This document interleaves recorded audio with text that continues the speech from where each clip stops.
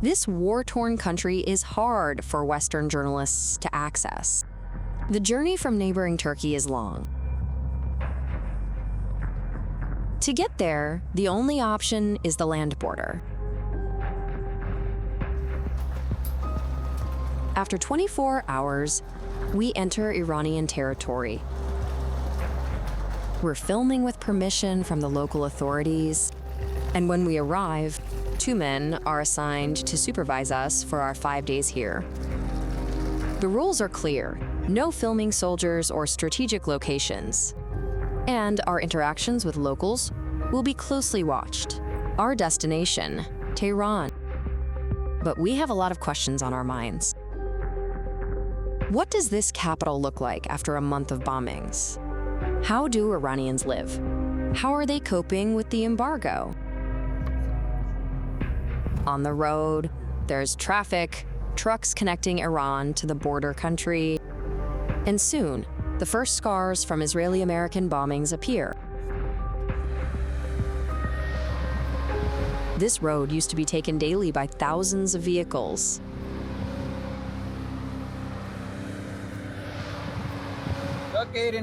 This wasn't a military zone, but the planes bombed it.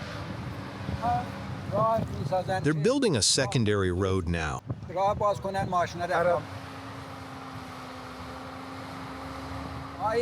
We Iranians love peace, but we refuse to be trampled on. With the main road unusable, a villager guides us to a path that lets us get back on track.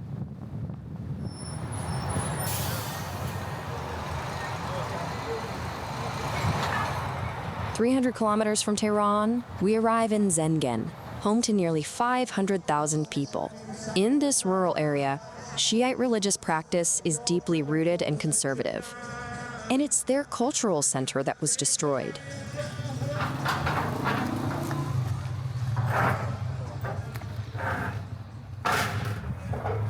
Up there was the reception hall. That's where we welcomed worshippers. Over there was where we loaned money. There were advisors. And on the other side, there was a pharmacy. The whole basement was a library with over 40,000 books. I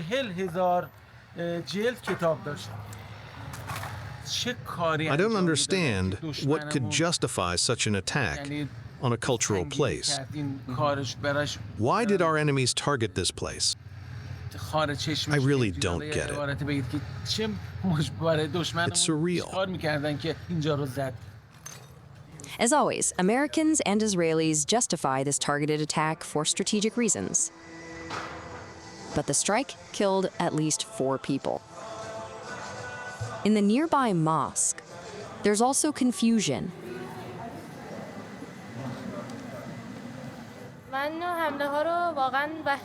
To me, these are savage attacks. It's a crime. I grew up in this holy place since I was 3. It was like my second home. I'm angry at the US and Israel, but especially at their leaders, Trump and Netanyahu. Both leaders are behind the death of Supreme Leader Ali Khamenei, killed on February 28th, the first day of the conflict.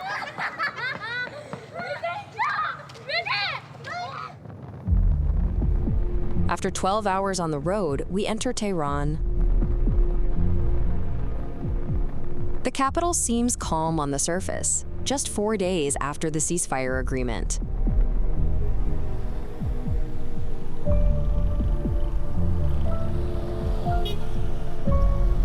When we get to our hotel, the state TV channel is looping anti-American cartoons.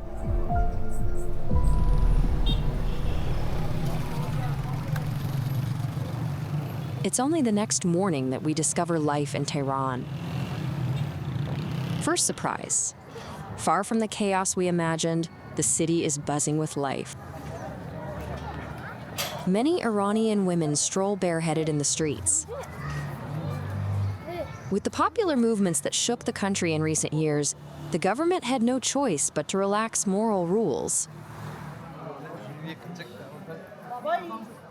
Still accompanied by our minders, we arrive at the bazaar. It's from here that Iran's major revolutions started. The 1979 revolution that led to the Shah's departure and the rise of Supreme Leader Ruhollah Khomeini, and more recently, protests against high living costs joined by other movements. Several thousand deaths have been reported. Since the ceasefire, economic activity is slowly picking up.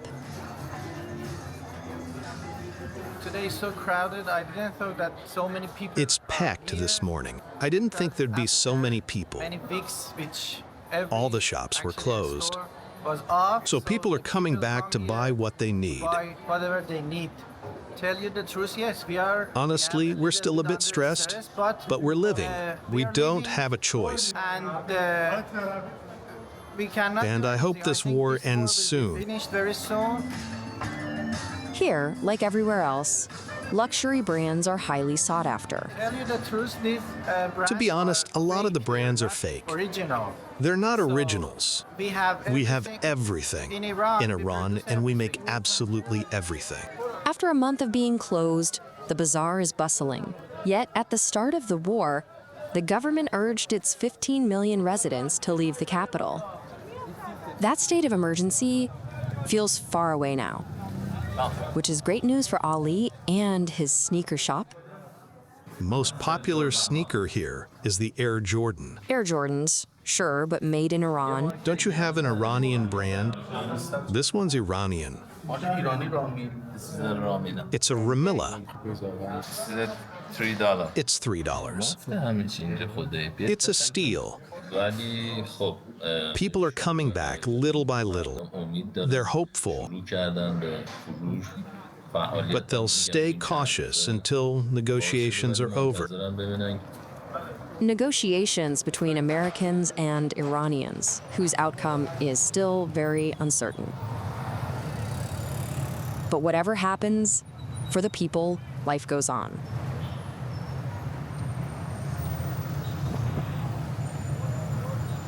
At Iron Mall, one of the biggest malls in the Middle East, some people are window shopping.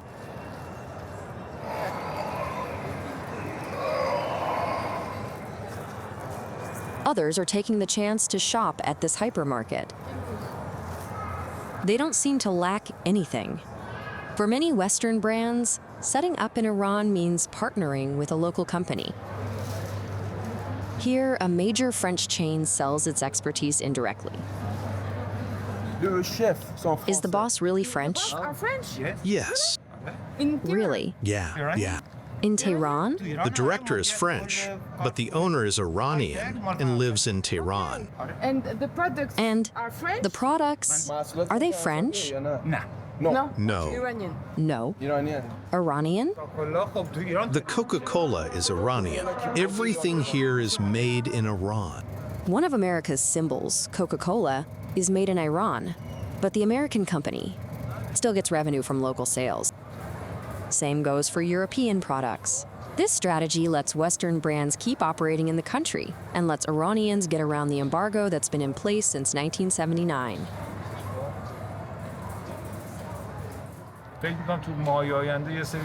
There are rumors there might be supply problems in the coming weeks or months.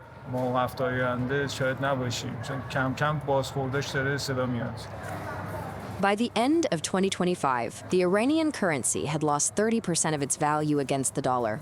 Prices are soaring, up 112% for food products. It's been the same for 14 years. But it's true that after the 12-day war last year, everything went up. But you know, here, we're used to inflation. Some call it resilience, which you can also see in the drive to repair what was destroyed during the war.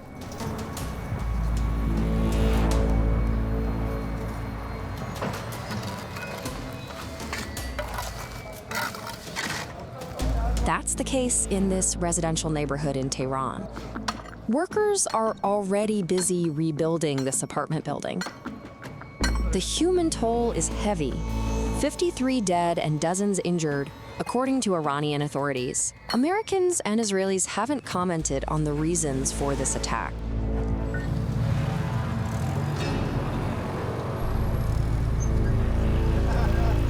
On the outskirts of Tehran, the same scene of devastation. Just days before the ceasefire, Fatima lost her grandmother Izzat in an American airstrike. That's the staircase. You can see it's about to collapse. My grandmother lived on the second floor. There was so much life on that floor. Don't mind the state of the house. This was the living room where we welcomed guests. Over there, the room you see with a few things left, that was the kitchen. When the bomb hit, the blast came through here. It's really hard for me now.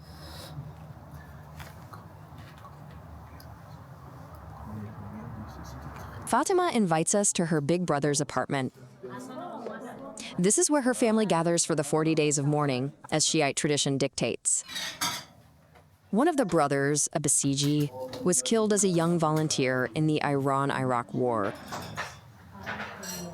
And for the eldest, a conservative and devout believer, there's sadness, but also a lot of pride. We're really proud. Our mother died a martyr. God chose her.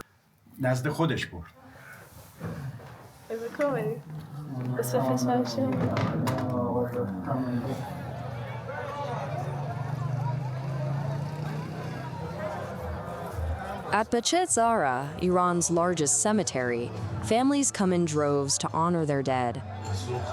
According to the WHO, the war caused between 2003 500 deaths. For supporters of the Islamic Republic, a section is reserved for top Revolutionary Guard officials. Like this general, an aerospace forces commander, or this member of the armed forces staff. See, that's Martyr Rabbani and Martyr Marabi. Martyr Rabbani, Martyr Marabi. They gave their lives for us, so we could live comfortably. That's why I came with my daughter, so she knows who we owe this to.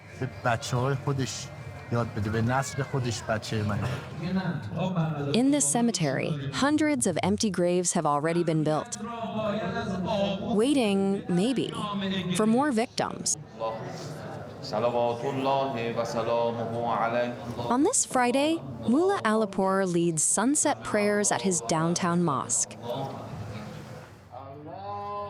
As they've done for a month and a half, worshippers crowd the street, flag in hand.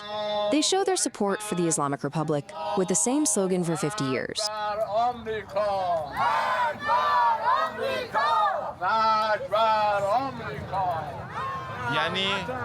He wishes death to Americans and Israelis for everything they've put us through.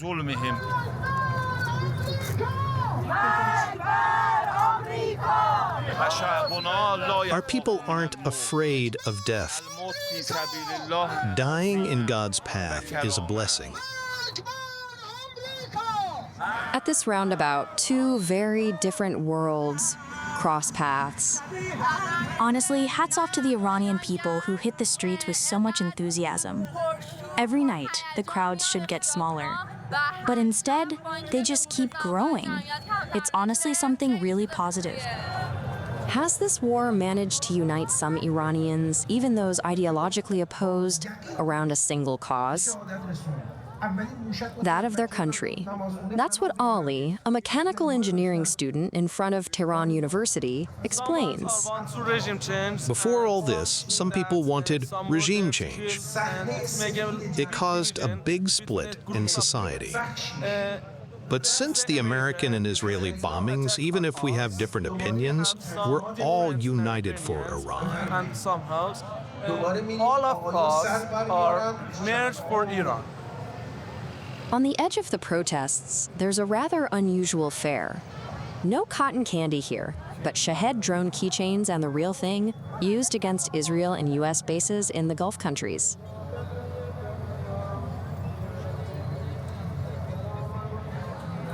For a very suggestive precision game,